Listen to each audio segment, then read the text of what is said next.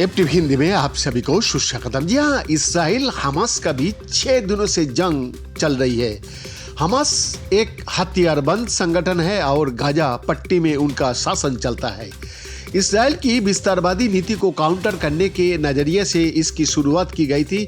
Hamas के हमले के खमियाजा अक्सर गाजा के आम लोगों को भुगतना पड़ता है। इसराइल खासतौर पर गाजा पट्टी को भी निशाना पर लेता है और युद्ध नियमों का उल्लंघन करते हुए आम लोगों पर बमबारी करता है। हमास के इर्द गिर्द कुछ भ्रम है जो आज हम यहाँ आपको बताएंगे। हमास ने 7 अक्टूबर को इसराइल पर ताबड़तोड़ 5000 रॉकेट दागे थे। इस दिन इसराइल में यहूदी समुदाय का लोग त्योहार का जश्न मना रहे थे। लड़ाकों ने सीमावर्ती इलाका में घुसकर आम नागरिकों पर हमला किया। इसके बाद लगातार रॉकेट हमले किए। खबर लिखे जाने तक इसराइल ने कम से कम 1200 लोग मारे गए हैं।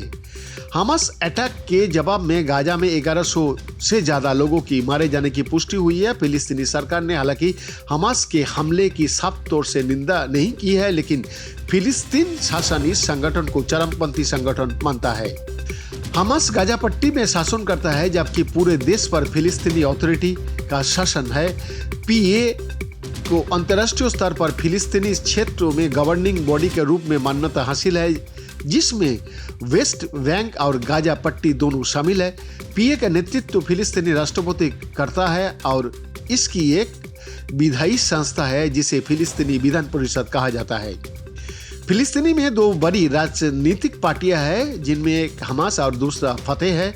हमास एक हथियारबंद संगठन है और 2007 से हमास गाजा पट्टी में शासन कर रहा है।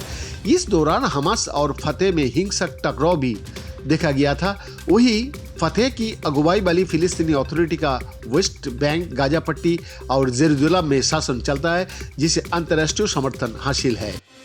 हमास को अमेरिका और इसराइल सहित कई देशों ने आतंकी संगठन घोषित कर रखा है। इनका सिर्फ गाजा पट्टी में शासन है और इसराइल के साथ हमेशा टकराव की स्थिति में वो लोग लड़ते रहता है। वही फिलिस्तीन अथॉरिटी अंतर्राष्ट्रीय स्तर पर फिलिस्तीनियों का प्रतिनिधित्व करता है।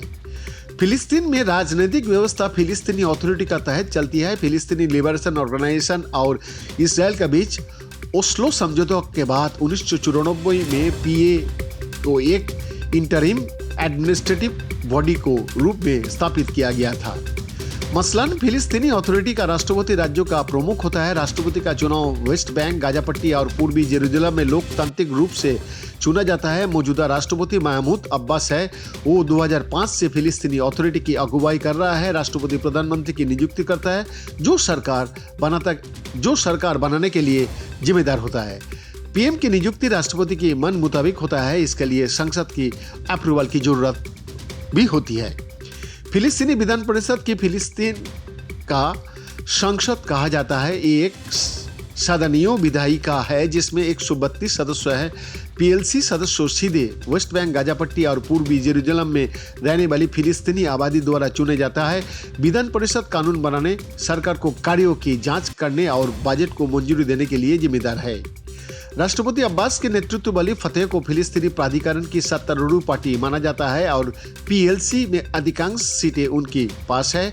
हमास एक इस्लामी राजनीतिक और सेना संगठन गाजा पट्टी को नियंत्रित करता है और फिलिस्तीनी राजनीति में इसकी महत्वपूर्ण मौजूदगी है।